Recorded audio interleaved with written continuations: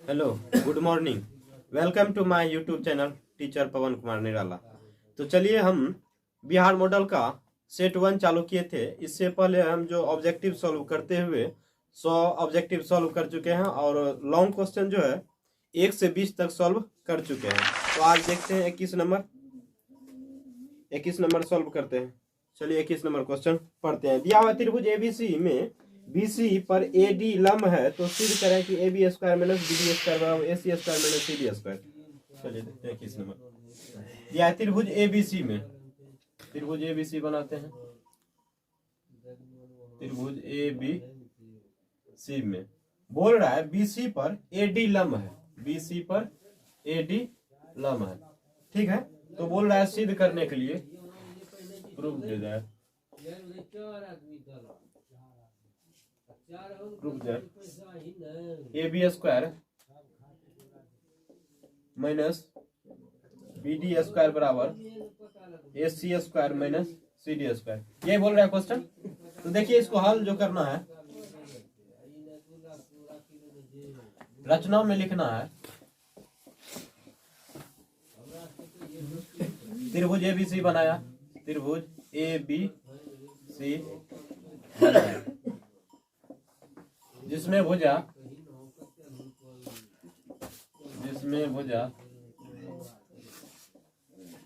BC पर AD लंब डाला, AD लंब डाला। उसके बाद देखिए यहाँ दो त्रिभुज बन रहा है। कितना? दो त्रिभुज।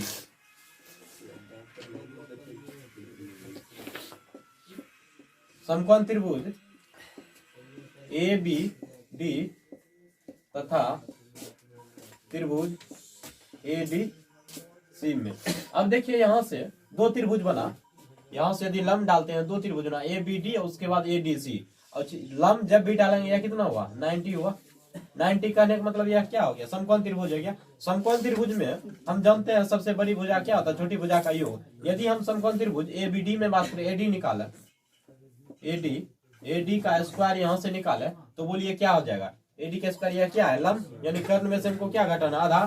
तो कर्ण कितना है? AB का स्क्वायर में से घटाना क्या है? BD का स्क्वायर। यह हो गया त्रिभुज इसमें, किसमें? ABD में हो गया। अब त्रिभुज इसमें यदि हम बात करें ADC में, AD यहाँ से निकाले AD स्क्वायर, AD स्क्वायर इससे निकाले तो बोलिए क्या हो जाएगा? AC का स्क्वायर, AC का स्क्वायर और माइनस क्या? CD का स्क्वायर, ठीक है। अच्छा देखिए यहाँ भी AD का वैल्यू है, यहाँ भी AD स्क्वायर का वैल्यू है। तो इसको मान लीजिए इक्वेशन फर्स्ट, इसको मान लेते हैं इक्वेशन सेकंड। तो हम यहाँ लिख सकते हैं equation first equal equation second. तो यानी AD स्क्वायर बराबर AD स्क्वायर। तो हम लिख सकते हैं क्या?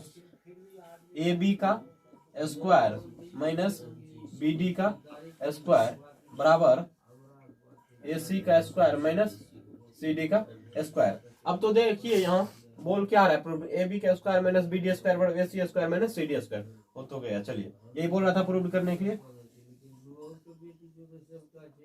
चलिए आपका क्वेश्चन ये पूरा सॉल्व हुआ। अब देखते हैं 22 नंबर क्वेश्चन। इसको लिख लीजिए, आया स्क्रीनशॉट, जो लेना चाहते हैं ले लीजिए।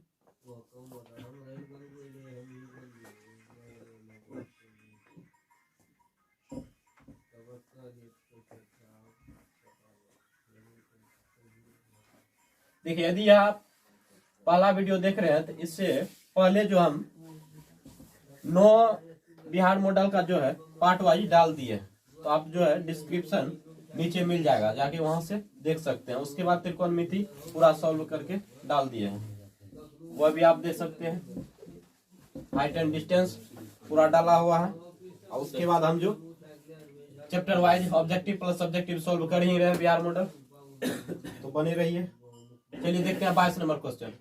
22 नंबर क्वेश्चन बोल रहा है, यह भी सिद्ध करने के लिए दिया हुआ है, यदि O केंद्र वाले वृत्त के बाह्य बिंदु T से वृत्त पर दो स्पर्श रेखा TATB खींची गई तो TA बराबर TB। देखिए मान लीजिए यह क्या है? वृत्त है। अब देखिए क्वेश्चन बोल रहा है O केंद्र वाले, क्या बोल रहा है? O केंद्र वाले वृत्त के बाह्य बिंदु से, मान लेते हैं बाह्य बिंदु यानी बाहर एक बिंदु स्थित है, वहां से दो स्पर्श रेखा खींचा जा रहा है। क्या? स्पर्श रेखा खींचा जा रहा है। ठीक है, स्पर्श रेखा खींचते हैं। ठीक है, स्पर्श रेखा खींचा जा रहा है। बोल रहा है स्पर्श रेखा का नाम जो दिया है टी ए और उसके बाद टी बी। ठीक है, तो बोल रहा है सिद्ध करें कि क्या टी ए बराबर टी बी। तो यहाँ से इसको हम मिला देते हैं। क्या करते हैं? इसको मिला देते हैं। उसके बाद यहाँ से इसको मिलाते हैं। तो बोल रहा है सिद्ध करें, यानी PROVED, सिद्ध करें कि टी ए बराबर टी बी। यही टी ए बराबर टी बी, यानी यह कह रहा है स्पर्श रेखा डाले जो दिखाइए का आप या कैसे दोनों बराबर है। तो चलिए यहाँ इसको देखिए हल कैसे करना है। बहुत ही आसान तरीका से यह भी हो जाएगा। देखिए रचना में पहले ओ लिखना है। ओ केंद्र वाला वृत्त बनाया, वाला वृत्त बनाया, वो केंद्र वाला वृत्त बनाया। अच्छा, वृत्त के बाहर, वृत्त के बाहर, वृत्त के बाहर टी बिंदु से, टी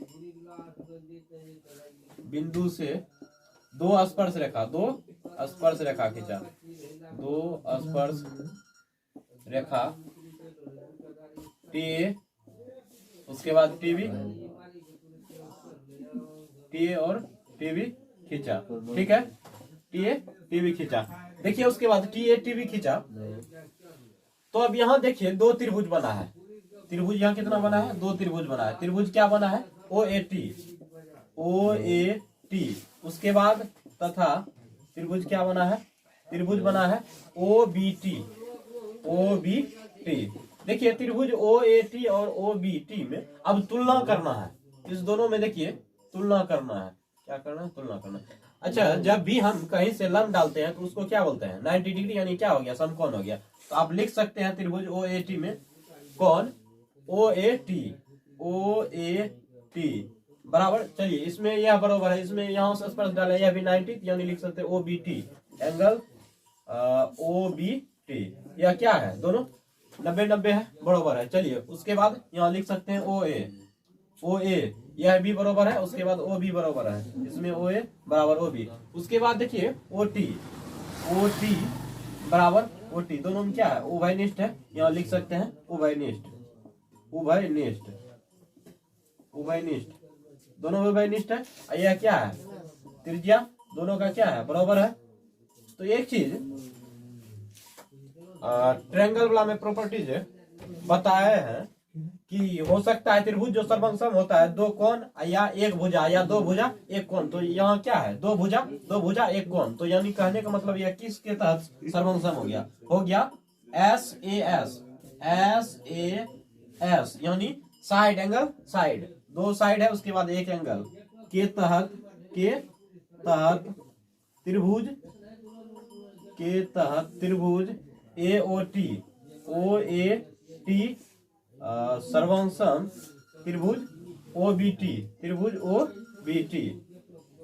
देखिए जब भी यह एस के तहत यह सर्वसम हो जाएगा त्रिभुज, तो आपस में क्या हम जानते हैं? भुजा क्या होता है? बराबर होता है। क्या होता है? भुजा बराबर। तो अतः हम लिख सकते हैं, अतः यहाँ लिख सकते हैं, अतः हम लिख सकते हैं क्या?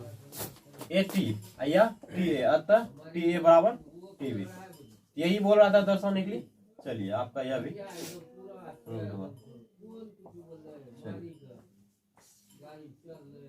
लिख लिया। अब देखते हैं 23 नंबर क्वेश्चन, मिटाते हैं इसको।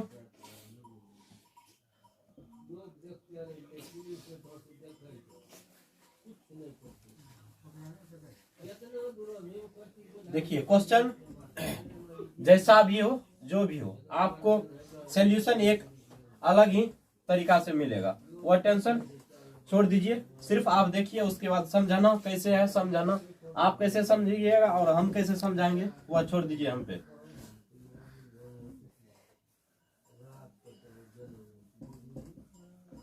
आप सिर्फ बने रहिए। देखते हैं अब 23 नंबर क्वेश्चन। 23 नंबर देखिए क्वेश्चन बोल रहा है त्रिज्या 28 cm तथा केंद्रीय कोण 45 डिग्री वाले त्रिज्याखंड का क्षेत्रफल। देखिए त्रिज्याखंड का क्षेत्रफल यानी थीटा बराबर यहाँ दिया हुआ कितना 45 डिग्री 45 डिग्री दिया हुआ एंगल। उसके बाद जो है रेडियस दिया हुआ कितना 28 कितना दिया हुआ 28 सेंटीमीटर दिया हुआ। त्रिज्याखंड का क्षेत्रफल बोल रहा है त्रिज्याखंड का क्षेत्रफल। देखिए इसमें है कुछ नहीं त्रिज्याखंड का क्षेत्रफल त्रिज्याखंड का क्षेत्रफल बोल रहा है ये बोल रहा है। तो यह आपको दिया हुआ है तो यहाँ कुछ नहीं करना है सिर्फ त्रिज्याखंड का क्षेत्रफल त्रिज्याखंड का क्षेत्रफल क्या होता है बोलिए थीटा बटे 360 गुना पाई आर स्क्वायर। चलिए थीटा का वैल्यू कितना है 45 डिग्री उसके बाद 360 और गुना पाई पाई बोले 22/7 आर का वैल्यू कितना दिया है 28 स्क्वायर है 28 दो बार हो जाएगा। उसके बाद कटने वाला कटाइए 7 से इसको कटा दीजिए 7 चौके 28। उसके बाद यहाँ 5 से कटा दीजिए 5 से कटा दीजिए 5 9 45 ठीक है। उसके बाद 5 से कटा दीजिए तो 5 7 35 1 5 2 10 9 से कटा दीजिए 9 8 72 8 से 4 से कटा दीजिए 4 2 8 4 7 28 और कटने वाला है 2 से इसको कटा दीजिए 11 यानी हो गया कितना 11 गुना 7 यानी 77 गुना 4 7 चौक 28 2 7 चौक 28 2 30 यानी हो गया इतना cm स्क्वायर या वर्ग cm। चलिए आपका 24 नंबर 23 नंबर क्वेश्चन पूरा सॉल्व हो चुका है। अब देखते हैं 24 नंबर क्वेश्चन तो इसको लिख लीजिए।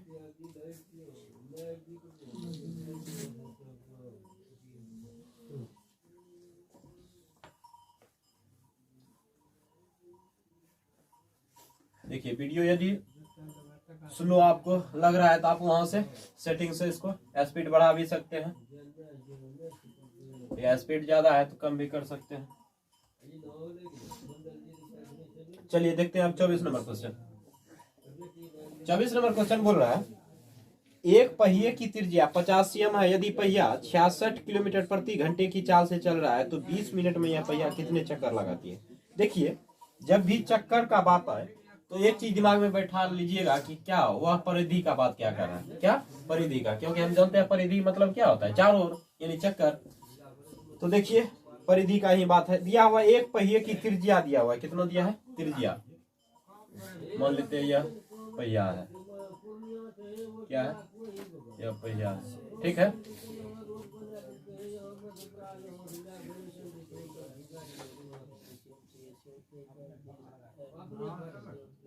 अब देखिए इसमें जो दिया हुआ है त्रिज्या दिया हुआ है इसका पहिए की त्रिज्या त्रिज्या कहने का मतलब क्या हुआ यह है यह जितना है सब कितना है 28 सब 28 जहाँ लीजिए सब 28 ये भी 28 सब 28 कितना होगा सब 28 ही होगा। देखिए अब बोल रहा है मान लीजिए एक पहिया है एक त्रिज्या इसका कितना दिया है 50 cm दिया है कितना दिया है 50 cm दिया हुआ है सॉरी 50 cm है 50 है।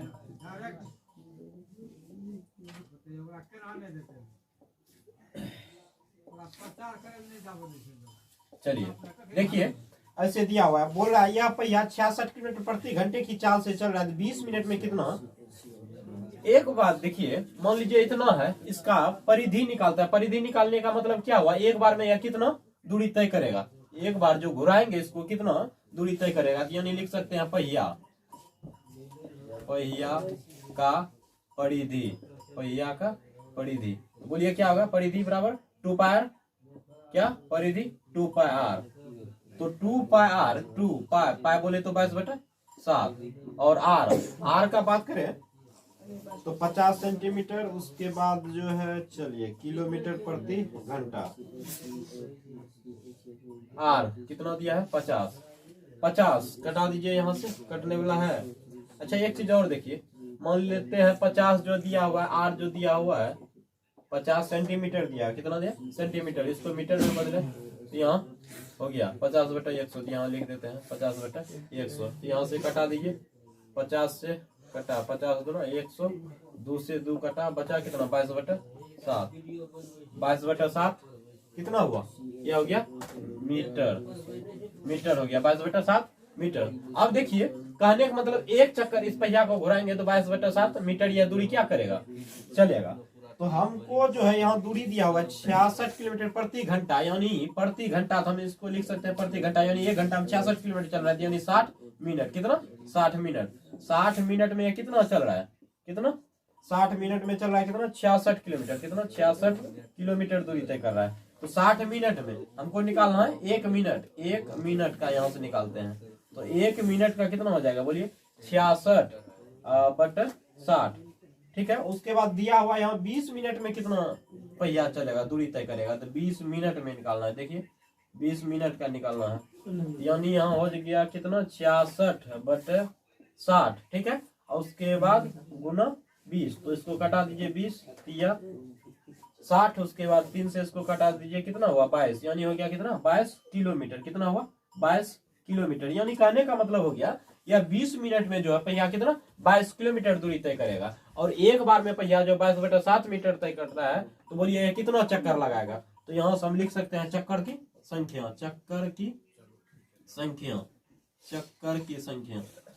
तो चक्कर की संख्या कहने का मतलब है दूरी कितना 22 किलोमीटर, कितना है 22 किलोमीटर भागा एक बार में कितना दूरी तय कर रहा है 22/7। अच्छा देखिए यह क्या है, मीटर है, ऊपर वाला क्या है किलोमीटर है, तो किलोमीटर में हम जानते हैं तो इसको कितना 1000 से गुना करना होगा। उसके बाद हो गया या कितना हो गया 22,000/22/7, तो 7 ऊपर जाएगा, 7 ऊपर जाएगा, तो 7 को ऊपर भेजिए और उसके बाद 22 यहाँ नीचे रहेगा, तो 22 से 22 को कटाइए, 1 हो गया कितना 1000 गुना 7, यानी कितना हो गया 7000 चक्कर। ये कितना चक्कर लगाएगा 7000 चक्कर। चलिए आपका यह आंसर हुआ। 24 नंबर हो चुका है। चलिए अब देखते हैं 25 नंबर, तो इसको लिख लीजिए तेजी से।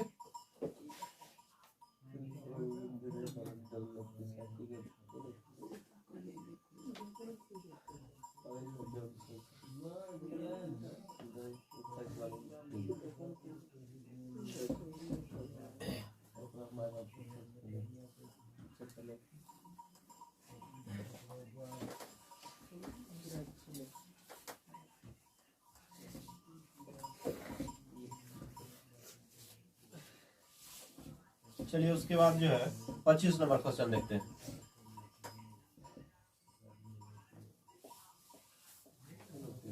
पच्चीस नंबर क्वेश्चन दिया हुआ एक घन का संपूर्ण क्षेत्रफल जो है 726 सेंटीमीटर स्क्वायर है, इसका आयतन घन का संपूर्ण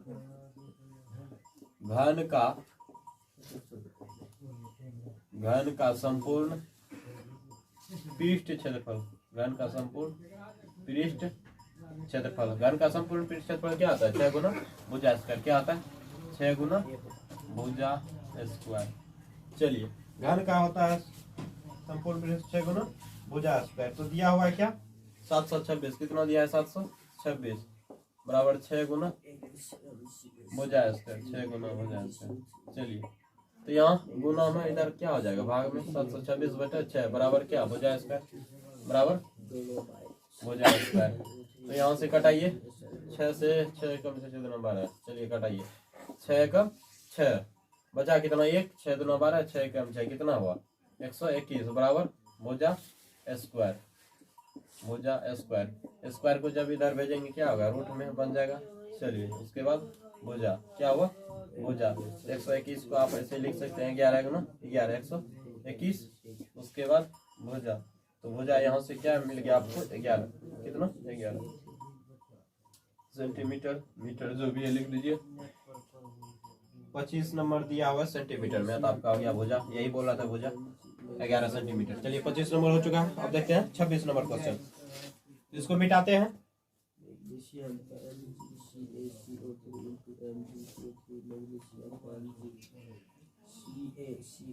हाँ देखिए 26 नंबर क्वेश्चन क्या है,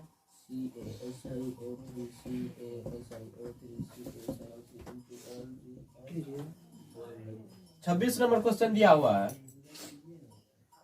एक बेलनाकार खंभे का वक्रपृष्ठ क्षेत्रफल 264 मीटर स्क्वायर तथा इसका आयतन इतना दिया है। तो खंभे की ऊंचाई, तो बेलन के खंभे का वक्रपृष्ठ, बेलन के खंभे का वक्रपृष्ठ क्षेत्रफल,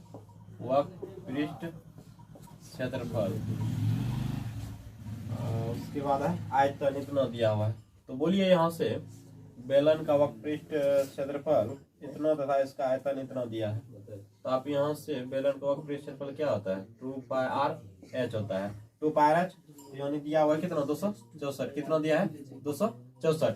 उसके बाद देखिए दिया हुआ इसका आयतन दिया हुआ है, क्या आयतन, तो लिख सकते हैं यहाँ से बेलन का आयतन दिया हुआ है, क्या बेलन का आयतन लिखिए, बेलन का आयतन। बेलन का आयतन भी पहले लिख देते हैं जो दिया हुआ है, बेलन का आयतन। बेलन का आयतन क्या होता है, बेलन का आयतन बोलिए, पायर स्क्वायर एच होता है। क्या होता है, पायर स्क्वायर एच होता है। बेलन का आयतन पायर स्क्वायर एच होता है और पायर स्क्वायर एच का वैल्यू कितना दिया है, 924। इसका आयतन दिया है कितना, 924 दिया हुआ है, पायर स्क्वायर एच। अच्छा एक चीज देखिए, पायर स्क्वायर एच का वैल्यू इतना दिया हुआ है, यहाँ से आप क्या निकाल सकते हैं, एच यदि हम यहाँ से निकालें, इससे एच निकाले, मान लेते हैं इक्वेशन फर्स्ट, इक्वेशन सेकंड, मान इक्वेशन 1 से यदि बात करें तो दिया हुआ है आपको 2πr/h बराबर कितना दिया है, 264। तो 264h, चलिए 2 पाई का वैल्यू कितना, 22/7। उसके बाद आर तो नहीं दिया हुआ, आर को रहने दीजिए। उसके बाद एच बराबर 264, आर एच, ठीक है। तो एच बराबर यहाँ से निकाले 264, जो नीचे है कहाँ चल जाएगा, ऊपर गया। उसके बाद 2 गुना 22/7 गुना आर आ गया नीचे, ठीक है। यहाँ से एच निकला। उसके बाद फिर इक्वेशन 2 से निकालिए, इक्वेशन 2 से निकाले, इक्वेशन सेकेंड से निकाले, दिया हुआ है क्या, पायर स्क्वायर एच बराबर कितना दिया, 924। यहाँ से हम एच बराबर बोले, पहले लिख लीजिए, इसका वैल्यू लिख लीजिए, पाई का वैल्यू कितना हुआ, 22/7। उसके बाद आर स्क्वायर, आर गुना आर गुना एच, ठीक है, बराबर 924 दिया है। हम एच बराबर यहाँ से निकाले तो 924। उसके बाद 7 क्या होगा, ऊपर चल जाएगा, 22 गुना आर, यही हो गया। तो देखिए यह भी एच का वैल्यू है, यह भी एच का वैल्यू है, तो यह दोनों हम लिख सकते हैं। यहाँ से क्या हुआ बराबर, यानी लिख सकते हैं 264 गुना 7/2 गुना 22 गुना आर, ठीक है, बराबर यहाँ से लिख सकते हैं 924 गुना 7/22 गुना आर। तो जो कटने वाला कटा दीजिए, 7 से 7 कटा, ठीक है।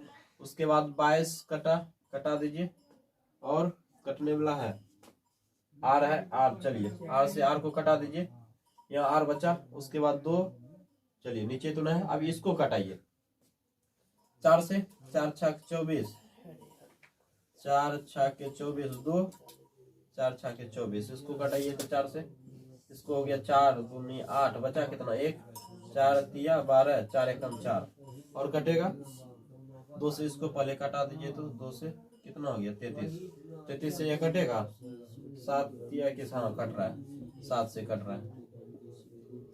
रहा है, इधर क्या हुआ, नीचे 7, ऊपर इधर बच गया 1, इधर बच गया 7/r। तो यहाँ से r बराबर कितना हो गया, r बराबर निकल गया आपका 7, r बराबर 7, क्या है, मीटर है, सेंटीमीटर है, मीटर है, r बराबर 7 मीटर।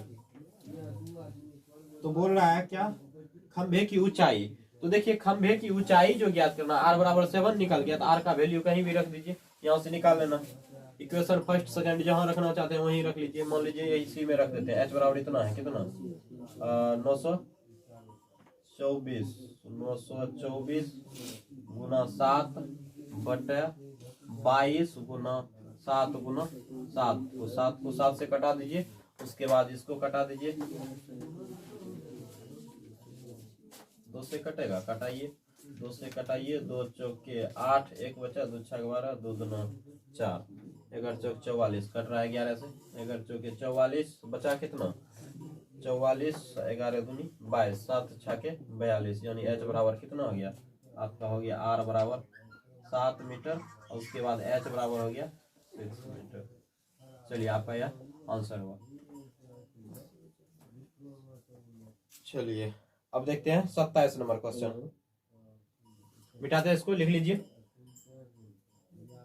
देखिए इस थोड़ा सा जो यदि प्रॉब्लम हो तो इसको आप थोड़ा सा बैक करके देख लीजिए, उससे भी ज्यादा प्रॉब्लम हो तो आप कमेंट कर सकते हैं, वैसा कुछ छोड़ते नहीं है जो आपको प्रॉब्लम हो। चलिए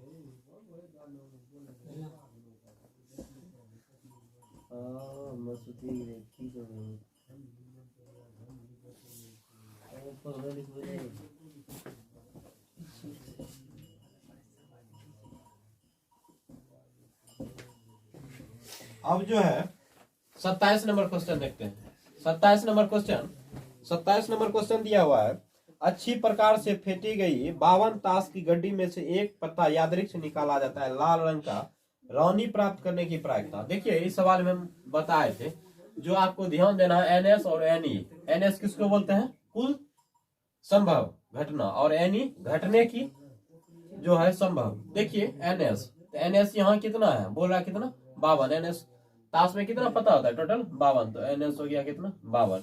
अब देखिए क्वेश्चन जो कह रहा है, क्या कह रहा है, क्वेश्चन दिया हुआ है एक अच्छी तरह से फेंटी गई 52 पत्तों की एक गड्डी में से एक यादृच्छिक, यादृच्छिक में क्या होता है बिना देखे हुए, ठीक है, यादृच्छिक निकाला जाता है, इसकी क्या प्रायिकता होगी कि लाल रंग का रौनी प्राप्त होनी। अच्छा देखिए लाल रंग का सबसे पहले कितना है 52 है, 13 होता है, 13 पत्ता, 13। इसमें देखिए काला 2 होता है, काला 2 होता है काला, और 2 होता है लाल, ठीक है, 2 काला और उसके बाद 2 लाल, यानी कहने का मतलब 26 हो गया काला, कितना हो गया 26 काला, उसके बाद 26 कितना हो गया लाल हो गया, ठीक है।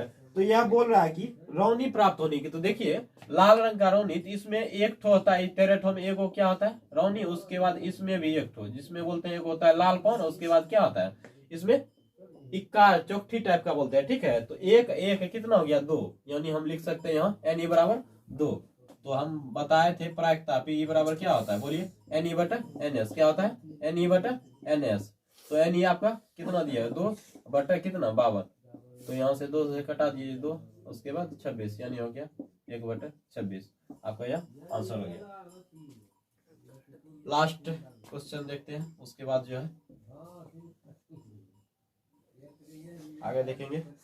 दिया हुआ है लास्ट क्वेश्चन, अंग्रेजी वर्णमाला के एक अक्षर यादृच्छिक चुना जाता है, इसका व्यंजन अक्षर प्राप्त होने की प्रायिकता। देखिए अंग्रेजी वर्णमाला, तो बोलिए कितना लेटर होता है टोटल 26, जो भी बात होगा इस 26 में से ही होगा बात। अब देखिए यह क्या क्या रहा है, यहाँ देखते हैं जो कह रहा है, यहाँ लिखेंगे। दिया हुआ एक यादृच्छिक चुना जाता है, इसमें व्यंजन अक्षर होने की प्रायिकता। अच्छा बोलिए 26 टोटल होता है, उसमें 5 क्या होता है वावेल होता है, शेष क्या हो गया व्यंजन हो गया, कॉन्सोनेंट हो गया, कहने का मतलब कितना हुआ 21 हो गया व्यंजन। तो यहाँ से पी निकालना है, पी बराबर क्या होता है एन ई बटे एन एस, एन ई बटे एन एस, एन ई बटे एन एस, एन ई कितना हो गया 21, 21 बटे 26, 21 बटे 26 आपका यह आंसर होगा।